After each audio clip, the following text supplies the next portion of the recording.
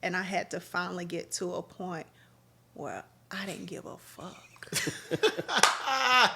Cause I'm dying. Yes. I'm dead inside. Like, I only get up because I got 3 mouths to feed. Right? Yeah. I know I gotta go to work because I'm the breadwinner. Right? So Right. suck it up.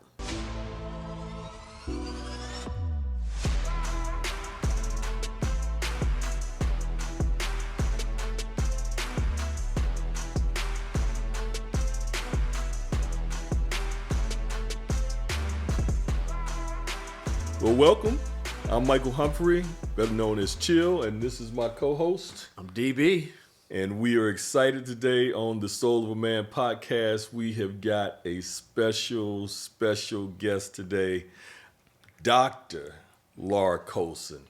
And we are going to get into it. Laura and I met about 10 months ago as we were pursuing Leadership Greensboro, a leadership training program in the city of Greensboro.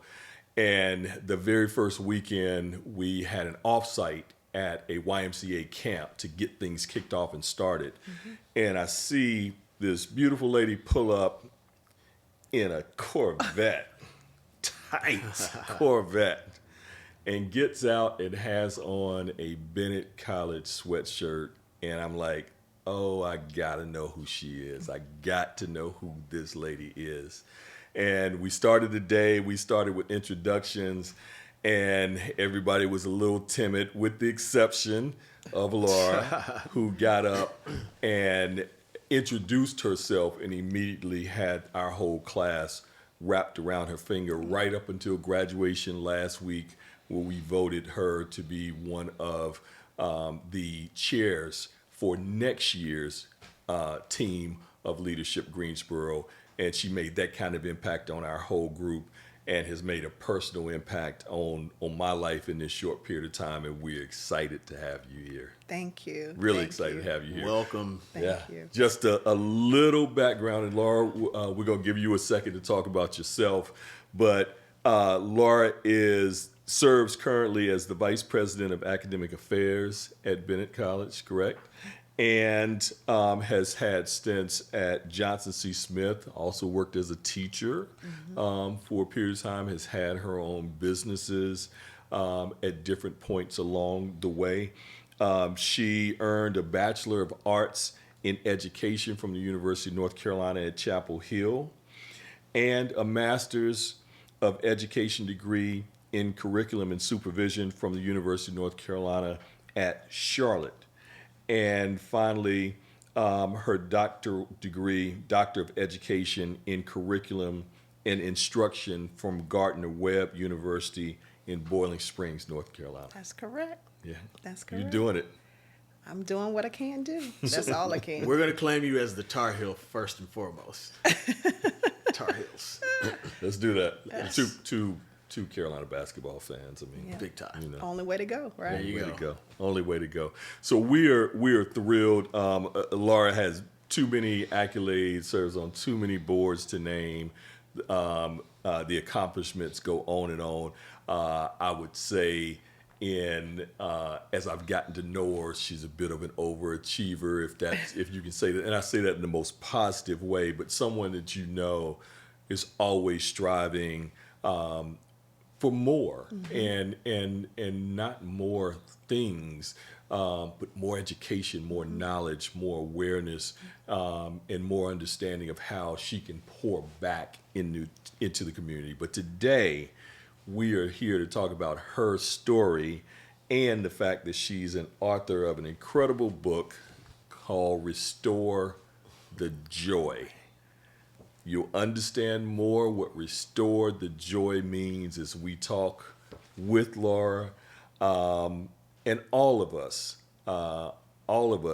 at times have had a need to restore the joy. I'm in a season of my life right now at 58 where I'm seeking to restore the joy. So your book, as intense as it is in places, is helping me to restore my joy. So I thank you.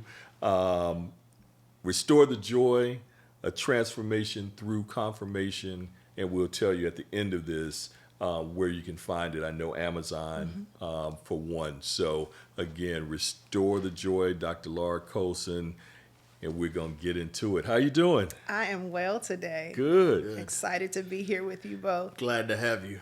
Good. So restore the joy is your story. But again, we want to hear a little bit about your family dynamic, the fact that you're a Charlottean, a famous wrestler that you know, all sorts of good stuff. Yeah, so native of Charlotte, but in all transparency, I was actually born in Cabarrus County. I moved to Charlotte when I was 2 years old, so didn't even know what life was all about. So I'm a native Charlottean. Grew up in a two-parent household. Family from Anson County on my dad's side and Waysboro, North Carolina. My mom's from Mount Airy, North Carolina. They met at Elizabeth City State University, and here I am today. I have a brother 7 years older, Calvin, who has really become my guide. I lost my dad in 2019, which is part of the reason for writing my book. Married for 15 years with an individual, almost 20 years, 3 beautiful children. Couldn't ask for better kids, a 14-year-old son, 11-year-old daughter, and an 8-year-old son. They are my reason why. You know, people say your why. They are my reason why. And not just my kids, but my family is my why. Right. Yeah. Beautiful family, Thank you. beautiful Absolutely. children. And I had the great pleasure of meeting your mother Yes. very recently, and I see where all of the personality and beauty comes from. Well, if you would have met my dad. So you had no choice, basically. No, not at all. Not at all. From what I gather, an absolute daddy's girl. I am. So you mentioned a famous wrestler. So my uncle was the Junkyard Dog. And so, of course, that's my dad's brother. And my dad and my brother are nice-sized men. Yeah. 6'2"-ish, 6'3"-ish, heavy. I won't put their weight out there, but heavy. And they were or could be some intimidating men, but they were just my teddy bears. And my dad, it was just something about that man. You know, he loved me, and I knew he loved me from the way he protected me, the way he smiled at me, and as I got older, the way he just talked about my accomplishments. And I miss him dearly. I really do. Yeah.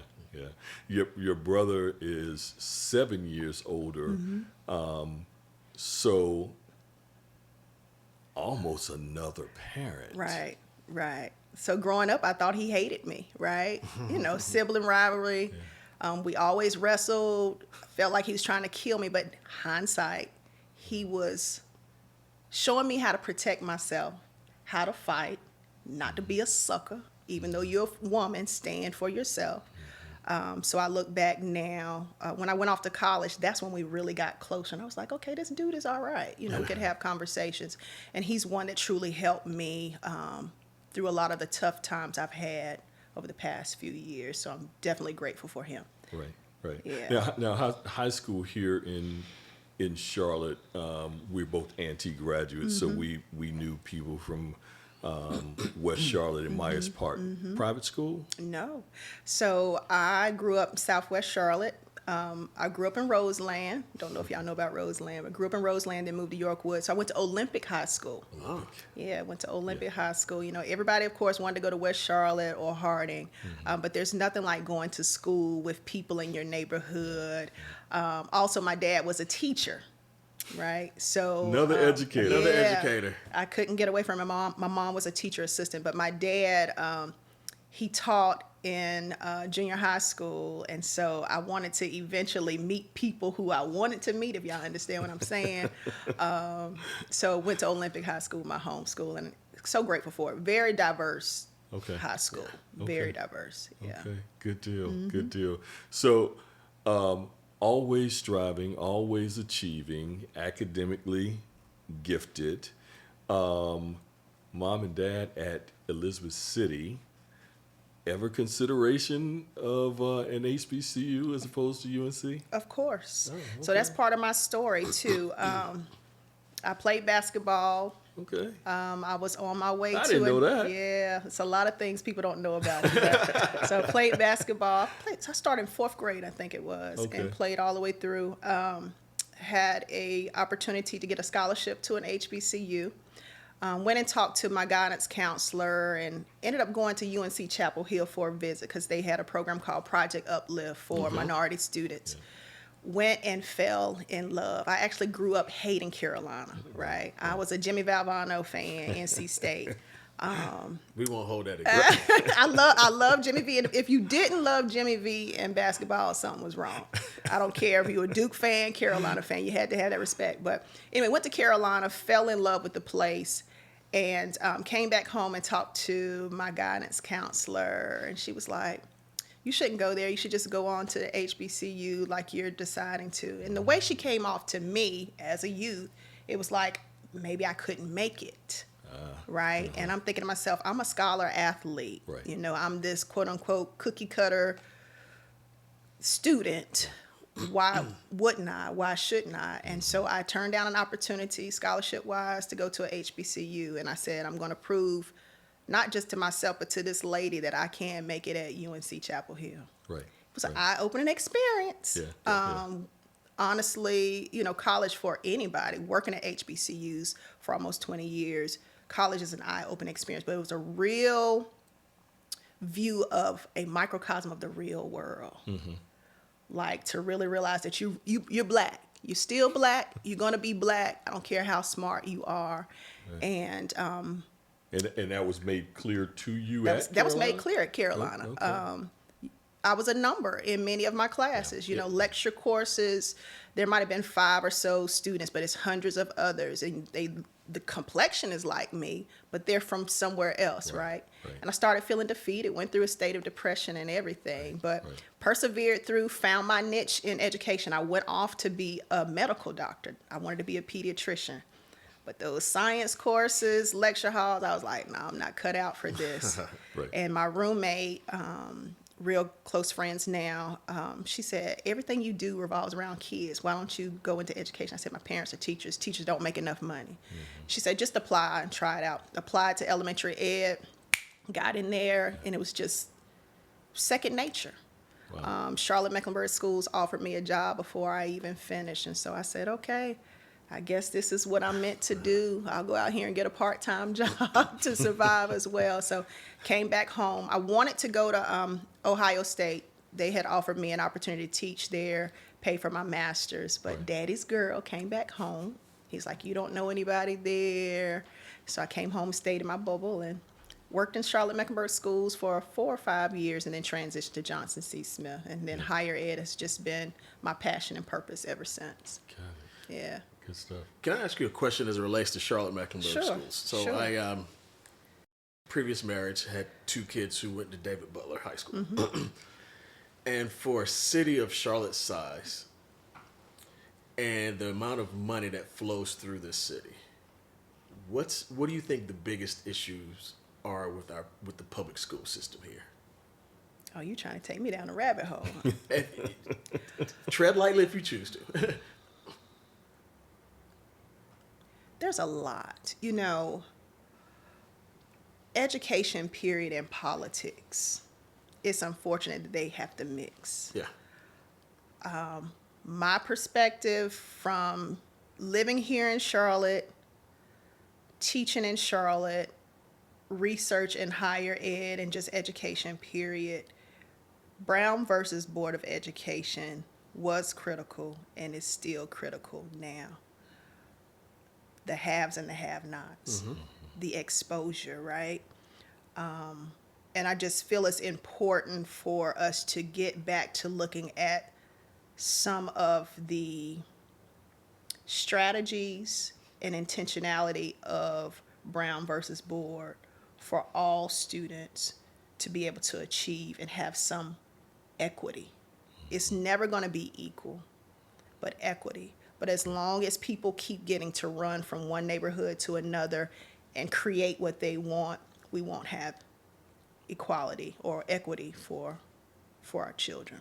Yeah, I remember going over to a school, and literally these two schools were probably 5 miles apart. South Charlotte. One, they rolled out books, the more affluent school. The other, they rolled out basketballs. And literally these two schools are 5 miles apart. Well, I'll never forget, I was teaching 7th grade language arts. It was a school called Spa Middle School off of Freedom Drive, black community, but it was a magnet. So children were bussed in from everywhere. They decided to move the magnet from that school to another school the next year. They came into my classroom while I was teaching children to begin marking computers to be moved. And I stopped them at the door and I said, you are not going to do this in front of my students and while I'm teaching. Wow. I let him know when my planning period was and when they could come back, but they were not going to do that in front of these children, right? And so there's a way to do things. We all know what's right and what's wrong. We just got to continue to stand up and advocate and do what we need to do. One of my children attends Hopewell High School. And Hopewell is not the best known high school, but I remind people the school is what you as a parent make it. If you're engaged, if you're involved, it's going to be what it's going to be. But if you are hands off, you can expect the teachers to do it. You got to do it. We're their first role models. We're their advocates. Right. Well, we're going to get into you. Thank you. So in this great book, so you are either just finishing Carolina or you just finished Carolina and you come home and run into some of your brother's friends. And there's this guy. And don't think much of it because he asked you if you're a freshman. I'm like, bro, we just graduated. And as fate would have it, you run into him again at a pool party, and it's, hey, that's that guy. That's not what I was said. going to say, guys, probably not the word you used. That's it's that ninja right there. Yep, there it is. that thought I was a freshman.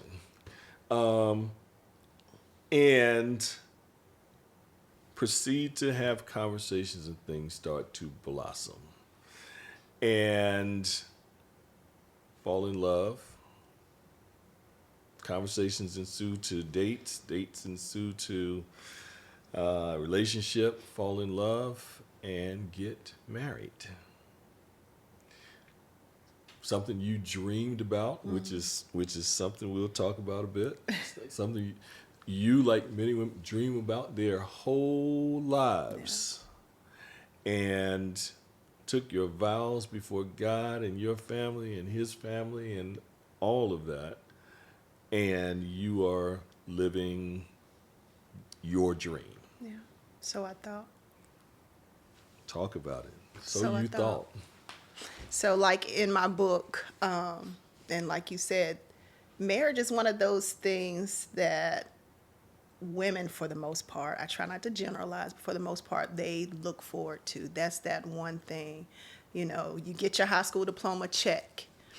You get a job or you go to college, check. You graduate, and then what's next? For women, marriage. It's not develop your career, it's get married, have children, right? And that's what I look forward to. You know, my parents were married for many years, 40 something until my dad just passed, right? So all I've known is marriage, husband and wife, family, the unit. Wow.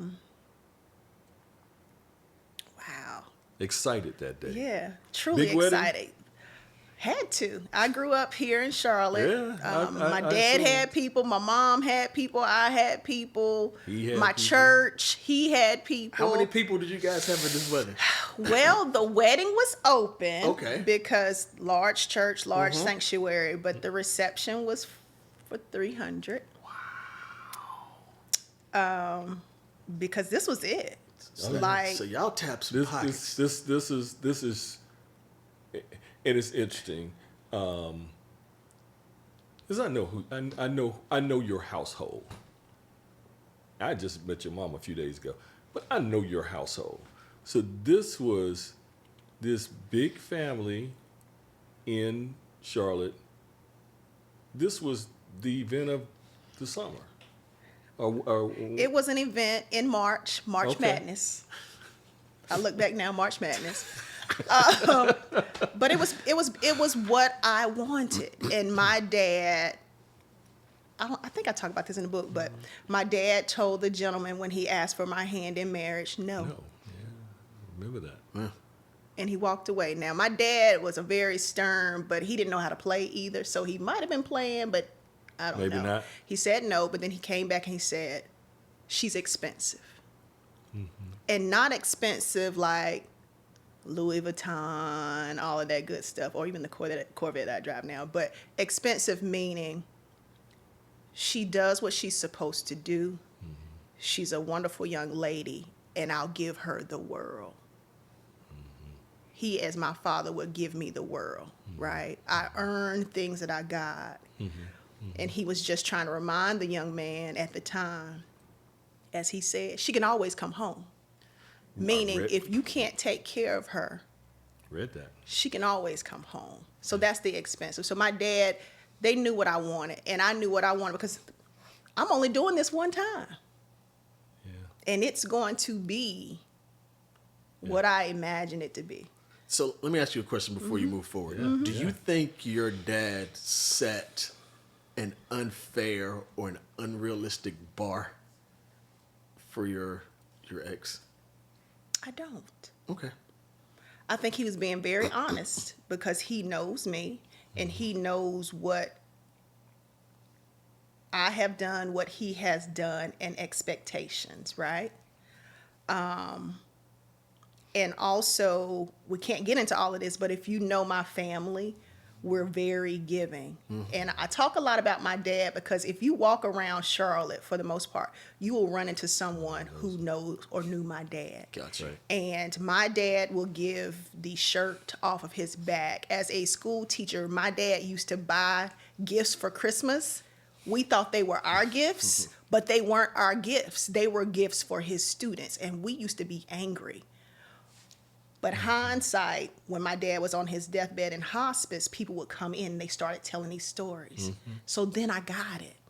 People didn't have that male figure in their lives. My dad was that male figure, right? Wow. And so we're that giving. We give until we don't have anymore.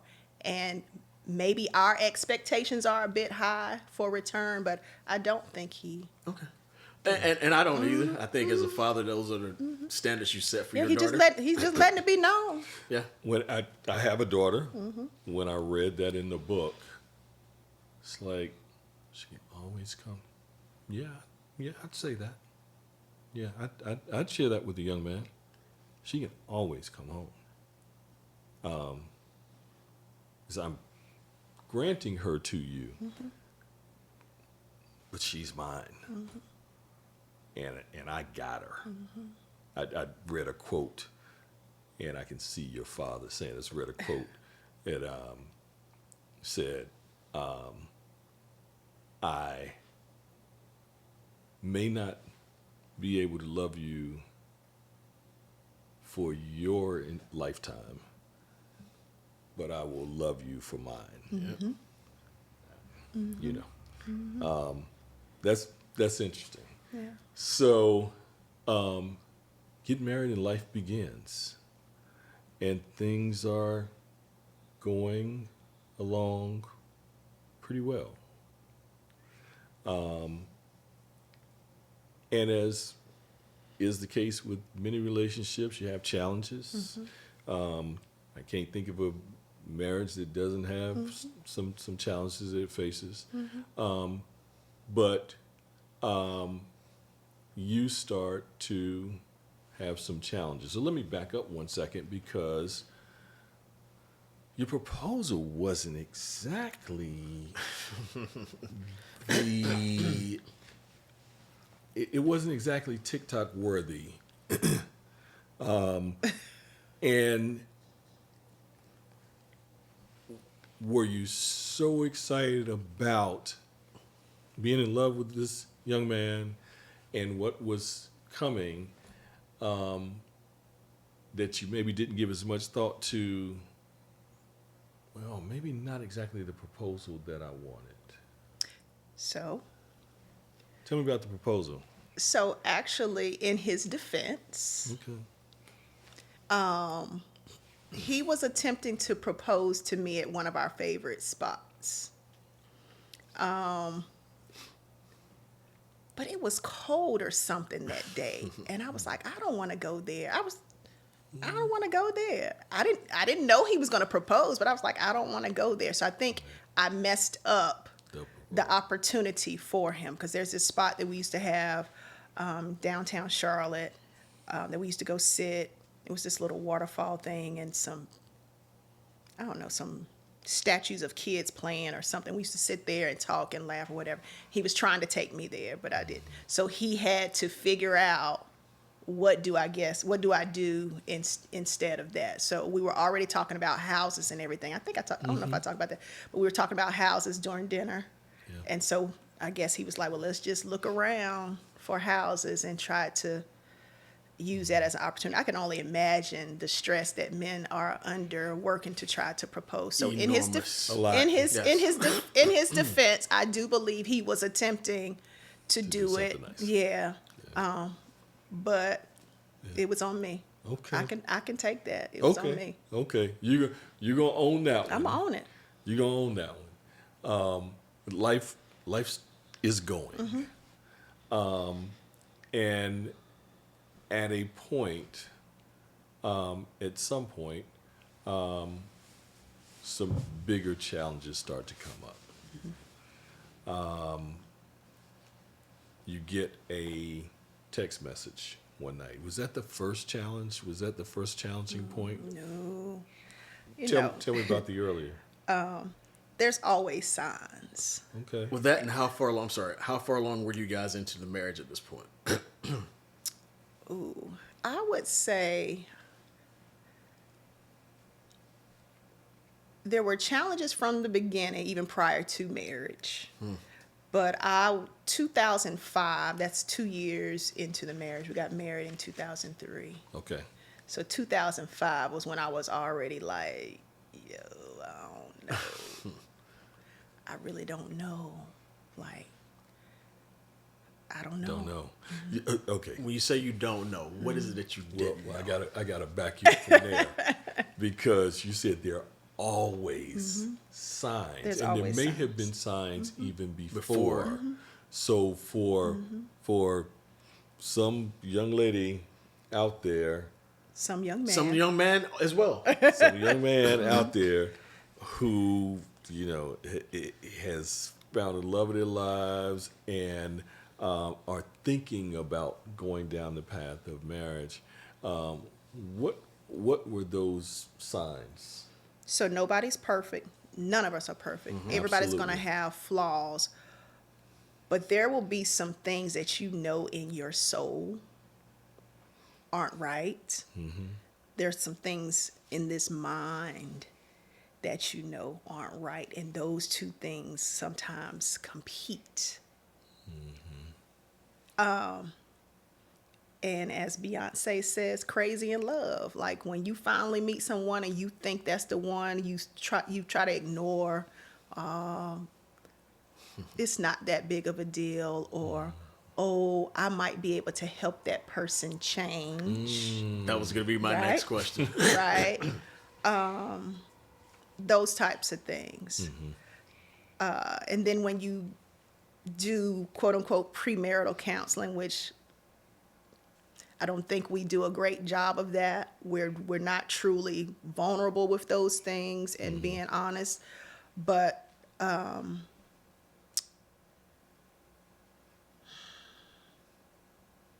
you want to always see the good in the other person, and you feel the good is going to outweigh the bad. But it's just like a mosquito bite. That mosquito bite can be so small, and you can try to ignore it, but it's going to keep on and keep on, until it finally goes away or you do something about it, right? Or any type of injury, right? It's the same thing with individuals. The person is not going to change. That's who that person is. And speaking of premarital again, equally yoked. People don't understand what that means. What's it mean? So equally yoked, many times people come from different backgrounds, different experiences. I say you find the person that can complement you, but also compliment you. Find the person that can compliment you, but also compliment you. I am, as you've said, a go-getter, an overachiever. And if I don't have the right person, that can be intimidating. That can cause someone to be uncomfortable if they're not comfortable. It can cause tension, which I experienced, right? Growing up in a two-parent home, all I know is mother and father. I don't know single mom or single father or that type of dynamics. And we have to be able to learn and understand and appreciate and not just deal. So as simple as this may sound, you know what you want, I know what I want. And if what we want together, and not even want, who we are, if they're not complementary, it's not equally yoked. Yeah. Spiritually,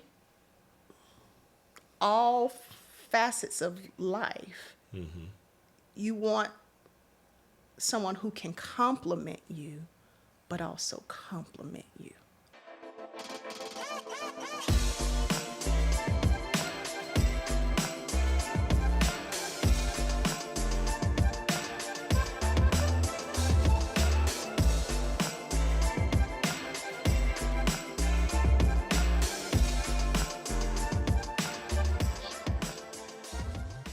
What's good, soulmates? This is your boy Chill.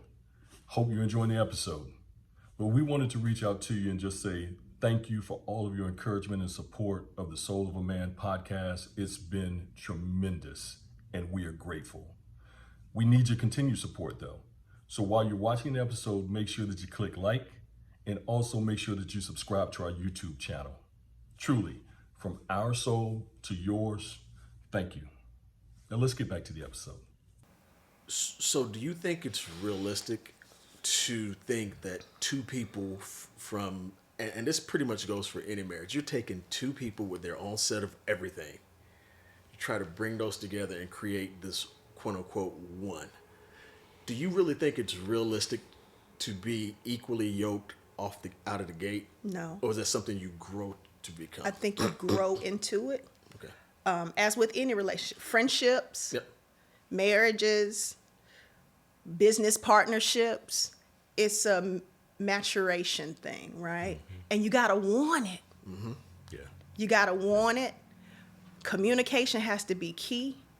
And as my one of the associate pastors said in our premarital counseling, you gotta get butt naked honest. Yes.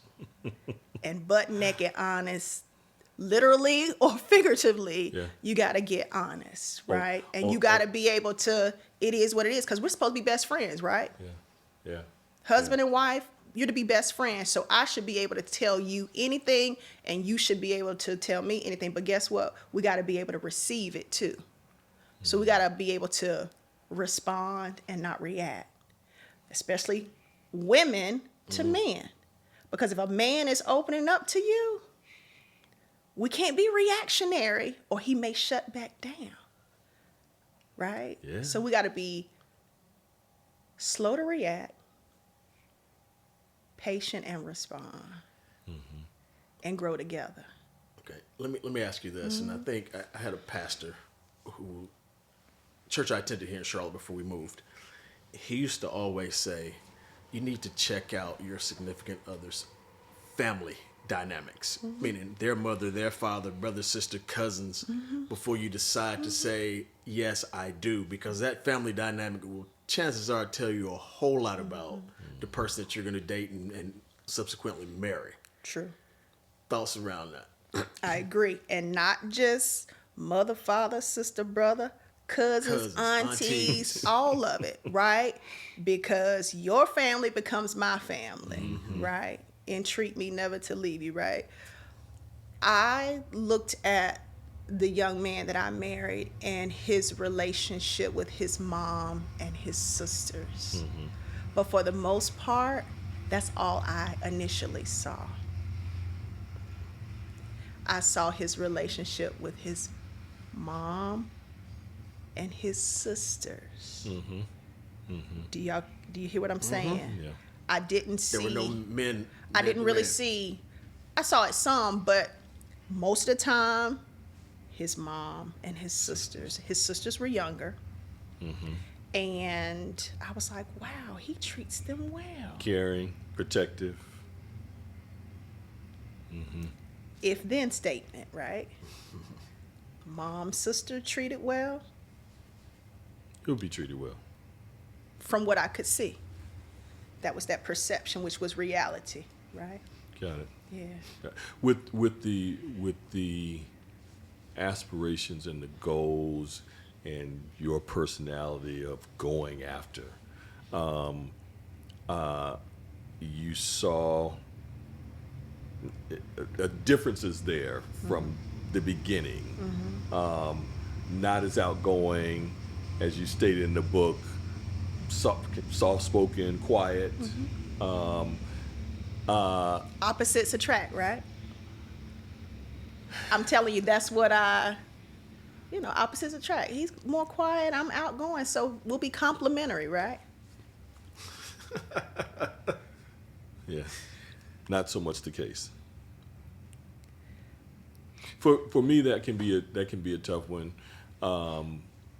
Related to it as I read it, I have a lot of aspirations, extremely outgoing, specific sort of lifestyle, desire, etc.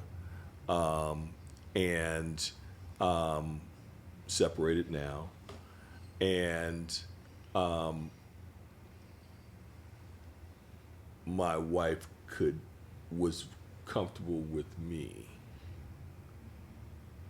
and there was more, for whatever reason, just my personality, things that I aspired to for my for the family, pushed me further and further, kind of always striving. We'll get to some of that too, because I'm reading it like, okay, Laura's, the things that she's saying are sounding very much like myself in some different ways. But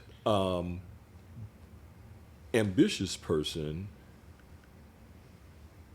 our ambitions were probably not at the same level. And where there was a person content and satisfied at a point, I still wasn't. And it caused some challenges. Yeah, and it caused me to lose myself. Okay, we got to save that, because that's I'm still trying to find myself after 25 years, literally, and I don't like to use the term necessarily find myself, but regain who I am, Restore. Restoration. Restore. Restoration. I'm trying to get there, but we're going to get deeper into that. So that there's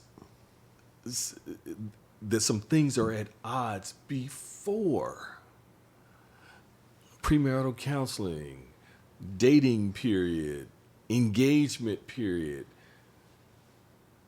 But what continued to drive that forward? Love. Yeah. And it was a different love, right? So here I go. If I look back at most of the guys that I ever dated, all of them broke my heart, cheated on me. I don't think there's still one that we when we see each other now, we debate about. He swears that I broke up with him, but for the most part, guys always cheated on me or broke my heart, right? Mm-hmm. And Same type personalities?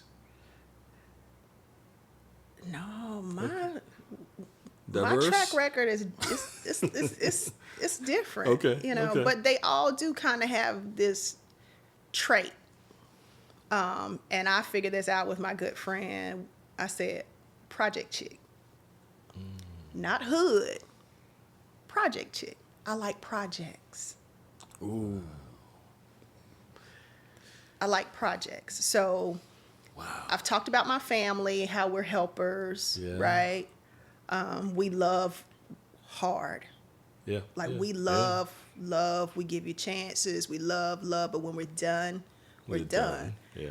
And there's always been something, for the most part, not all of them, about each guy that I've dated. It's just been something. I'm like, I want to help. That needed you know? to be fixed. Right. Wow. Right. And I can't do it. Right. No one can change anyone else. Yeah. Someone has to change for him, her, themselves. Right. But I'm married now, right? I've taken these vows with God. So, and growing up in the church, like, Yeah. you know, people are divorced, but nobody really talks about it. it. You take these vows with these vows to God, and it's like, if you break that, that's damnation, whatever. I don't know. And that's what was in my mind. So And I assume it's a black church. Black church. I attend a black church. You know, Sister Betty always knew Deacon Raymond Pettigrew had a side chick. Right. But in the church, it's not Still a stigma. right. And there's even really, you know, I think some are getting to it, but support for that, right? Yeah. And so I'm in a family. For the most part, everybody's stayed married. There's a couple of people in my family divorced, but they stayed married for the kids. So I hadn't really experienced divorce up close and personal. My parents were always together. They worked things out. That's what you do. You figure it out. Yeah. That's what was learned. Yeah. That's that generational practice. Some people say curses. It's things that we've learned. So I felt I got to stay in it. Like, I was in love, or I am in love with this person. We got to figure out how to make this work. But it has to be we, not me. Yeah. So you're hitting so many different things. Good. So things are going along. You notice some red flags beforehand. You're admittingly a project chick who likes projects, who likes to mend and help and build up and make better. And we're in love. We're in the relationship now. And real red flags start to come. 2005 was the time frame of the real red flags. Talk about that a little bit. Ooh, so much. And like I said, I can't remember exactly what's in the book and what I took out, because my kids will one day pick this book up. But I'll never forget, my ex started his own lawn business, Yeah, right? business, yeah. And long day, you know, I'm working too. I think I might have been working on my master's at this time. I can't remember if I was finished or not. But I was upstairs, and I am not one, as much as I want to help, I am not one to check phones. That's your stuff. It's my stuff. Trust you. It is what it is.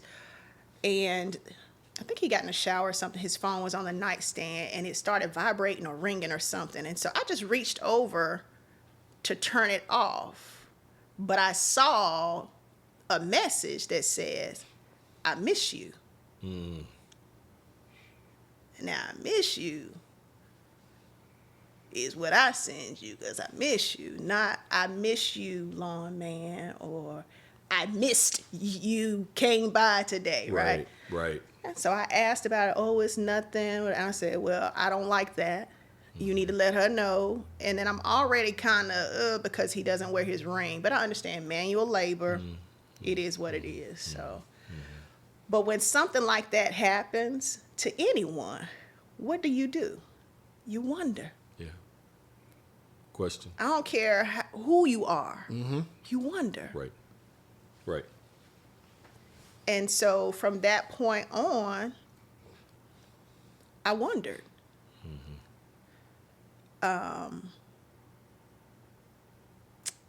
So that's relational, right? Other side is just taking care of home. Yeah. I came home one day and tried to get in the garage, couldn't get in the garage. That's unusual. So I went to the front door, came in, flipped the light. Nothing happened. And I look back at the neighbors, and looks like everybody else is Gucci. I see a TV on. So I go inside, and I have a close friend, my best childhood friend, and I call her because she works for the power company. And I was like, hey, my power's off. Can you tell me? She's like, girl, your bill hadn't been paid. And I'm floored because I'm not used to anything like that. Right. I'm paying the mortgage because it's my house. Yes, I said my house because I was there first. Right. And you pay the utilities, right? Power gets cut off. That's months. It's not. Right. You a week late. Right. And so my friend was like, well, look, she said, I'm going to turn it back on, but you got to get it called up or they're going to come out. I was like, cool. So I paid it, brought it up, just kind of blew it off. I got busy, didn't think anything about it. I'm like, talk to me. Just let me know. I got it, Right. First time wasn't the last time. And it was other things, and we work decent jobs. So there's no reason not to be able to pay. And we're one, right? If you ain't got it, I got it. Right. Right. But it just didn't seem important, right? Like, it was just blown off. Like, it is what, Not urgent. Yeah, don't bother me about that. I got bigger things to be concerned with, but this is our livelihood, So do you think that stemmed from something you said earlier? Mama, sisters. It sounds like they always took care of everything for him. And then you sort of fell right in that same groove of taking care of everything. And so he was really comfortable in that space. Is that? I agree. Okay. Wow. I agree. Yeah. So it takes two to make a thing go right. It takes two. Says Rob Bass and Easy Rock. There we go. And so this was our marriage. I did things, he did things. We have to communicate. But yes, hindsight, I see that now. I didn't see that while in it or going into it. So I want to talk about something in your book, and I share this with Chill. I read your acknowledgments. I like to read. I consider myself an avid reader. You probably have the longest acknowledgement of any book I've ever read. It was intentional. Okay. The one thing that was clear and evident to me is that as you're going through and starting to matriculate through this process and trying to come out the other end, your circle of influence helped you immensely. There were guys who helped you also. But what I call the sister circle were the ones who really got you through it. Right. Let's talk about your sister circle, Right. especially your sister. So the sister circle, you said the key word through. So when I emphasize through, so everybody, through for me stands for trials, hurts, regrets, obstacles, uncertainty, guilt, and heartbreak. That's through. We all go through. Yes. And this was a season when I was going through. So I experienced 4 of the 5 most stressful events in life within months, right? Separation and divorce, moved into another house, though I'm paying the mortgage in the other house. Lost my dad. I was diagnosed with a medical condition. The only one that I wasn't impacted by, thank God, is my job. Job lost. I had that stability. My sister, so there's multiple, but as you emphasize, there's just this one that has been there for me from my first thoughts of leaving to this day, right before walking in here, and I text her, I said, I'm getting ready to go in. I'll follow up with you when I come out. Like, it's not blood. She's not my blood sister, but she is my God ordained sister, not realizing she was going through the same thing. Wow. And I had no idea because God saw fit for us to cross paths at a certain time, but he knew what he was doing, right? Yeah. He was making sure I had that support that I needed, because when you're going through something, you do need someone who has gone through it before you, even though their situation may be different. That person will understand. Right. And so during this time, I had my line sister. My one line sister, and I'm going to say her name, she won't kill me, Anitra. She is the life of the line. She lives like Beyonce, Vegas, whatever she wants to do, she goes and she does it and she lives. She's always been like that, right? And I always looked at her and I was like, I want to be like that. But I've been so reserved and conscientious because, I'm going to have to do this so I won't be able to spend this money. And so finally, I talk about it in the book, went to her birthday celebration. I think it was 40. Lord, we're getting old. And I just sat and I said, you inspire me. Like, I want to live. I said, I want to live like you live. And she looked at me, she's like, no. I was like, yeah. And so I kept her in the forefront. And then, like I said, God brought along Michelle.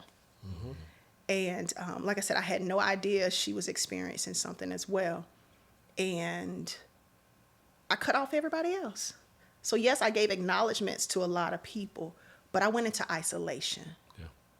So it says, restore the joy, a transformation through confirmation. I had to hear and know that I was doing the right thing. Right. I didn't want it to be of flesh. He's not perfect enough. I'm not perfect. So I'm just going to leave. I wanted to know that I was doing the right thing by leaving, because there's other people involved. I got kids involved. Right.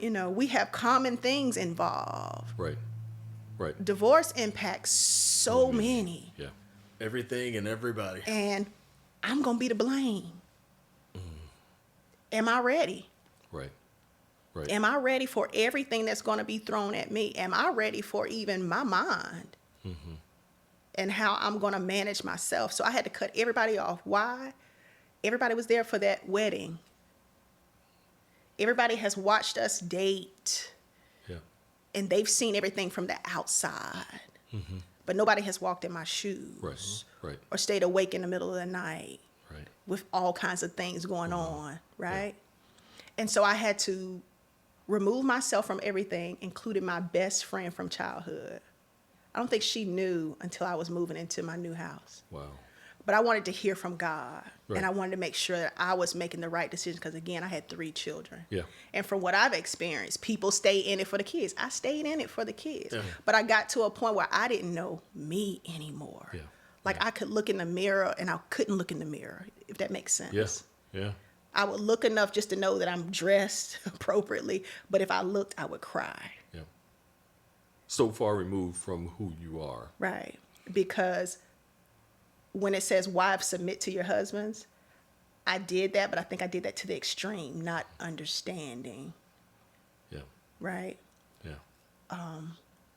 When things weren't right, I was trying to do so much. Yeah. You know. Yeah. I kept, as I read through, I kept saying, okay, this is it. She's getting out. And we've talked, but I didn't know the story. And we'd get to another point, and I would say, okay, she's out. Okay, she's realized that she's kind of lost who she is, who she was, this vibrant person, this loving, friendly, caring person is turning into a shell of herself. You just mentioned couldn't leave, or if I left, I would be blamed for it from folks who don't know what you're walking through. That's an interesting dynamic. You would be blamed as the person who left. You would be blamed as a woman. You would be blamed as, why would you be blamed? People just not knowing. And it's interesting that you should say that, because as soon as you said it, I'm like, I don't see where, and this is just me, in most of these relationships where there's a divorce and everything else, infidelity, regardless of who the person doing it, I don't really see where the woman is ever the one to blame.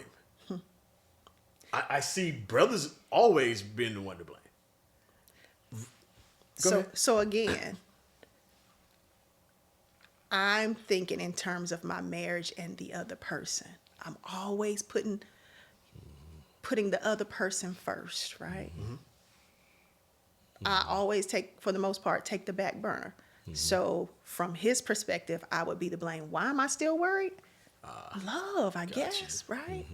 You mentioned something in here too. Some of this kind of ties in with the church piece of reaching the point where you were really living your life, living out your marriage, knowing what you were going through, but in some degree kind of based around the perception of... We wear the mask. We wear the mask. We wear the mask. The perception of everybody else who ain't even in your marriage. Right. But how will this look? Right. How will this look? And I had to finally get to a point where I didn't give a fuck. Because I'm dying. It. Yes. I'm dead inside. Like, I only get up because I got 3 mouths to feed. Right? Yeah. I know I gotta go to work because I'm the breadwinner. Right? So... Right. Suck it up. Yeah. But when I got to the point where I was told he wasn't attracted to me, I kept internalizing. I couldn't let that go. You know, the one who I think God kept for me, you say you're not attracted to me. So what do you think that did to me? Especially as a woman. Yeah. So once I got to a point where I'm having anxiety attacks driving home, sister, you got to do something. Save yourself. Or save your marriage. Wow. Save yourself or save your marriage. And what do I mean by that? If you save your marriage, that means both of us will put in the work and we'll be able to also do the work individually. But if we both can't put in the work, we're not going to save that marriage. So I got to work on saving me. And we all know what they say on the airplane. What? Put your mask on first. I had to save myself first, by any means necessary. Yeah. Wow. So let me ask you this question, and we've talked before this pod, and I was very candid in terms of my situation. I was your ex.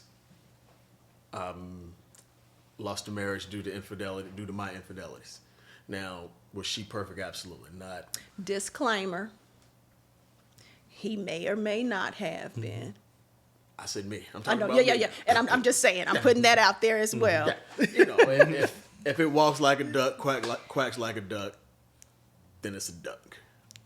I'm just gonna put that out there as from a man.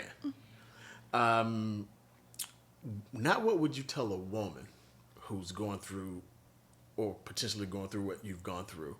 What would you tell a man who is the one doing that? So what would you have told me considering what you went through? She knows. She knows. A woman knows. I've never been, but a woman knows. There's just something in us, and I don't know if it's whether you've birthed a child or not. I think there's something in us that has that sense. Intuition. You know. Wow. I don't know how to explain it, but you know. And like I said in my book, there's situations that I helped with. If I can help somebody find a lost relative in 2 days, you don't think I can figure out whether or not Shantae is calling you, is your other? Yeah. We know. So I get that part. What would you tell me? So, okay, that's over and done. She knows the relationship's history. What will you tell me as a man moving forward? Because I'm in a new relationship. I've been married for 10 years, almost 10 years now. So I guess I don't know that I kind of, let's say I was getting married and getting married next year. I've only been married a year or whatever. What would you tell me as someone who's experienced this from the woman's perspective?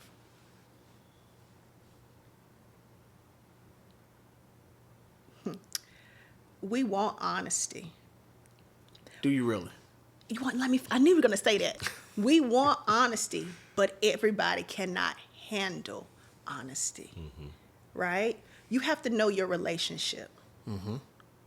If y'all been ride or die, Bonnie and Clyde, tell everything, then that person can take it.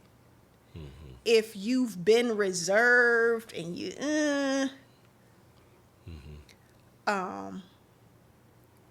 I would just say, honestly now, stay true to you. At the end of the day, with any marriage, partnership, stay true to you. Stay who you are and be honest and speak. And then the other person either accepts or rejects. We are only responsible for ourselves. And I know that might not be, I've done a lot of reading through my process. And there was this book by Marianne Williamson called A Return to Love. And it just talks about just love freely, like love the way you want to be loved. That might be, and some people might not like this, there might be multiple people. You got to be honest with that person you get ready to go into a relationship. Yeah. I have an issue. Like, I want to be committed to you. I really do. But there's a possibility that, I mean, just be honest. No. Can that person be accepting of that? You never know. But you gotta be honest. I agree 1,000%. Like for me, first of all, I went to counseling for myself. Right. Before I even I was like, Right. I can't date you and date you properly. Right. Until And that's the problem. Until I fix me. Right. Because I knew it was me. That's the problem. People go from one to the next without healing. A relationship, whether marriage or common law or whatever you want to call it, it's a death. Yeah. And you got to experience that grieving. Yeah. Yep. Yeah. As much as I don't care for that man anymore, we were together for a while, like somebody's lifetime. Yeah. And you got to take the time to go to counseling and make sure you Gucci. Yeah. And I put all my, look, this is what I did in this one. This is what I did in this one. Oh, by the way, my dad, my grandfather, all my uncles been divorced. This is my family bloodline. This is what I'm wrestling with as an individual. You sure you want to get into this? Right. And now, okay, well, yeah, you sure? Well, okay, I need to look up your family history. Right. And if somebody isn't down for that, then Yeah, I need to understand what's that going on ain't in your family. Oh yeah, and by the way, now we need to go to couples counseling, premarital. Mm-hmm. So I'm going to individual. You probably need to go to individual, and then we're going to couples premarital, because that is the only way this can work. Yeah. And knock on wood, I had an open a partner who's open to all of that. Yeah. Was your ex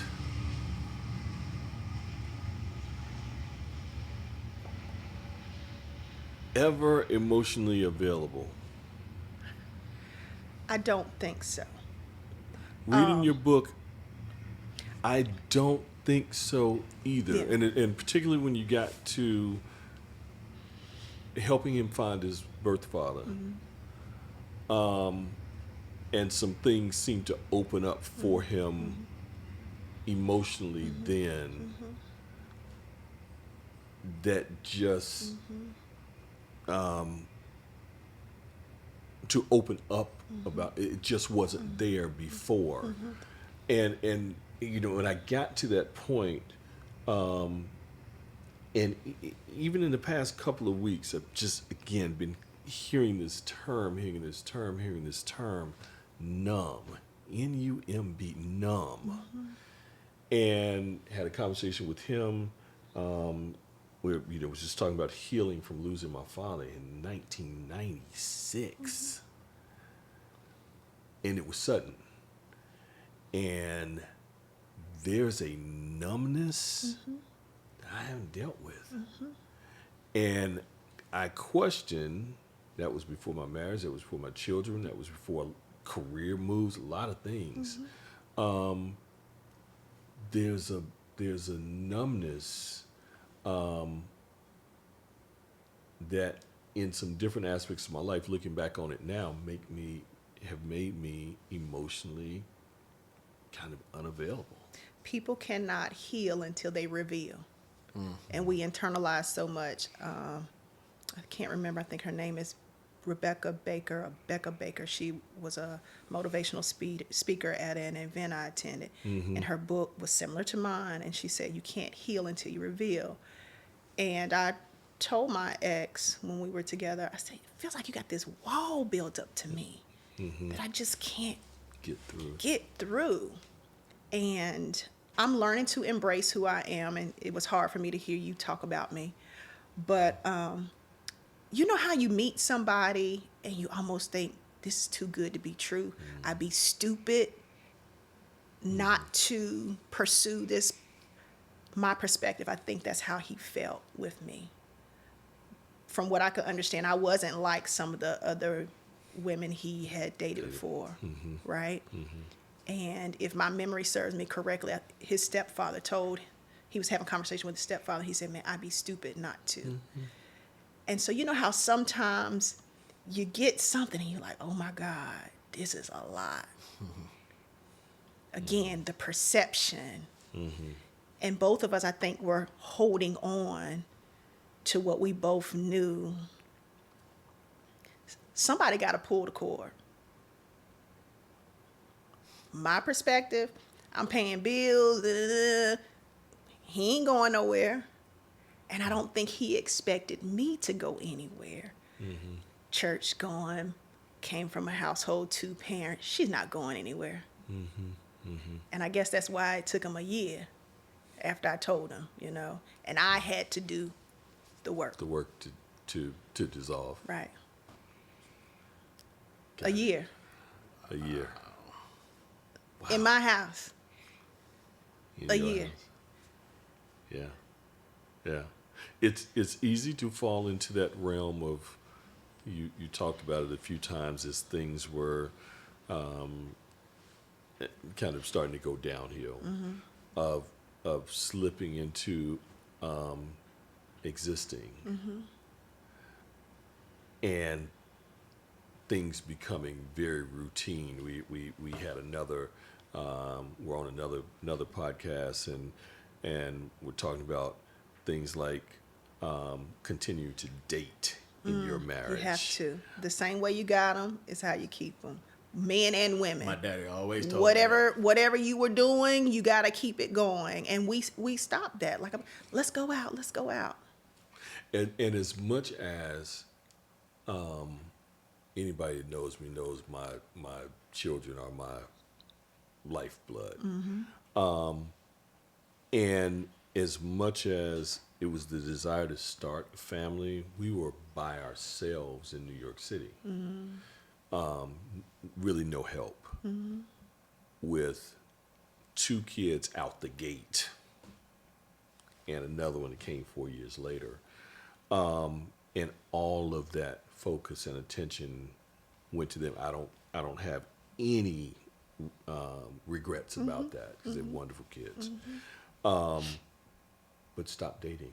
Yeah. And things got very, I'm reading your book like, oh gosh, things got very routine, kind of mundane, going through the motions, as is most parents, Uber driver, sous chef, tutor, you know, and doing those parenting things.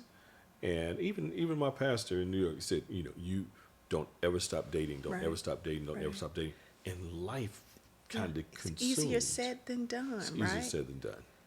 And then when you're not, you pour into what's giving you what you need. My children, though not the love that I wanted, gave me the love that I need when someone said they're not attracted to me. So if I can't get that love from you, I'm focused on the kids, right? Yeah. If I can't get those words of affirmation from you, one of my love languages, I'm going to my job, my career, because that pours into me and that feeds us literally. So that's where my focus is. If I'm not getting what I need from you, I'm going elsewhere. I didn't go to another man. Right. But I went elsewhere. Yeah. Right? Yeah. You mentioned career. Real easy to delve real hard into work. And, you know, in your case where, okay, we're getting these steps, these increases, and we've added a master's degree now, and increase, and now we're Dr. Coulson, and increase. Dr. McLean then. Dr. McLean. And on this side, my business is failing, and I'm ashamed to say something about it because I can't provide at this point. It's a tough place to be in. And so I dimmed my light. Ooh. I downplayed so much. Like when there was opportunities for me to advance, I hated coming home and talking about it. Because I didn't want to look like, I didn't want to hurt ego. Little ego, E-G-O. I use ego in a different manner, but little ego, I didn't want to hurt ego. I didn't want him to feel less of a man. So I would downplay it. Like I literally went from an assistant director to a dean. Do y'all know what a dean is? Yeah. At an HBCU, at a university, period. Yeah. And I downplayed that so much. Like it was nothing. Yeah. In hopes of not harming ego. But what I was doing was for us. I saw what my parents did, right? Yeah. And I only want better. Don't you want better too? But it was almost like I'm pulling. Yeah. And so you either pull or you stop pulling and you just go through the motion. And that's what I was doing. Yeah. And I couldn't do that because that wasn't me. Right. So was there a level of competition between you two, or I don't think it was competition. Yeah. Like he knew what he wanted to do, and I think he reached it by just starting a business. I'm good. But I'm the type, okay, I've done this. What can I do now? You know, what's next? Right. Wow. And so that comes with that equally yoked, that communication. You talk about things, but you got to continue to talk about, where are you with your goals? What are you doing? What do you plan to do? Yeah. And then the finances, right? Yeah. Yeah. Key. Don't get me on that. People look at me now. You talked about me and my Corvette, but as the song says, you don't know my story. Yeah. Financially, I was at negative, not ground zero, negative rebuilding. Mm-hmm. Yeah. It was a time where I could barely pay $20 in tithes, and now I'm giving 10% off the top with no hesitation. So you're not going to tell me that's not confirmation? Yeah. That I wasn't supposed to be where I was? I'm driving my dream car right now. Yeah. You're not going to tell me that that's confirmation that I wasn't. I've been promoted 2 times since then. You're not going to tell me that that's not confirmation? Yeah. I have not missed paying a bill. Nothing has been turned off, water nor power. You're not going to tell me that's not. I have written a book. Right. Confirmation. So I had to make sure that I was hearing from God. Yes, I grew up in the church, but I wasn't this spiritual. Mm-hmm. But I knew of the 4 things that I was going through, one of those could have taken anybody out. So to be going through those 4 things at one time, I should have cussed somebody out, been in jail or something, but it was my faith that helped me to steer me out. And if you read my book, you'll see I hesitated, but when it said take a leap of faith or whatever, I knew it was time and I was okay. I wasn't ready. We got to get ready. I lost the love of my life, which was my dad. And so I said, if I could lose that man, I can risk losing this for me. Yeah. What was the final, okay, I've got to do this for me. What was the final, not even final straw, but the point where you said, okay, we've got to end this. Anxiety and my kids. My kids were watching. You know, we don't give kids enough credit. They're little humans. They don't know everything, but they're little humans. They get it. They see it. They sense it, right? Yeah. I have a daughter. Yes, I have 2 sons, but I have a daughter. Yeah. Yeah. Who's watching? Who's watching. Yeah.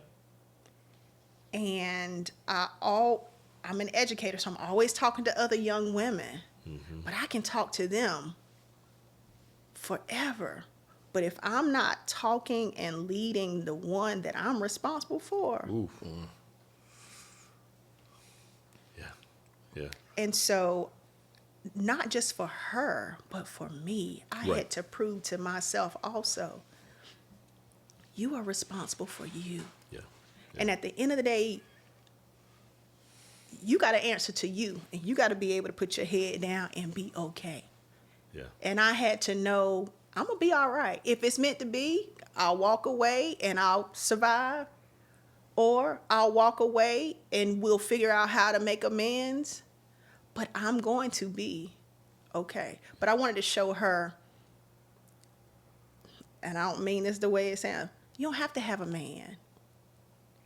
It's a big statement. And men, you don't have to have a woman. Likewise, a big statement. Yeah. At the end of the day, all you have is you. Mm-hmm.